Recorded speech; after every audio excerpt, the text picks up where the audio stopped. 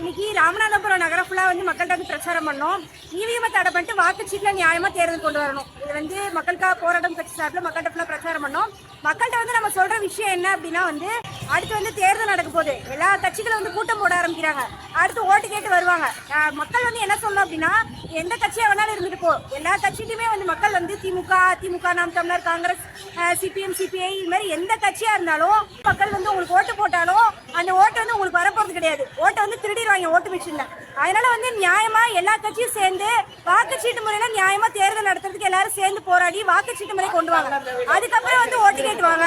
ஓட்டு மிஷின்ல வந்து எலெக்ஷன் வந்து நடந்துச்சு அப்படின்னா ஓட்டு போட மாட்டோம். எல்லாரும் சேர்ந்து போராடி வாக்குச்சீட்டு முறை கொண்டு வந்துட்டு அப்புறமா தேர்தல் வந்து கண்டஸ்ட் பண்ணுங்க.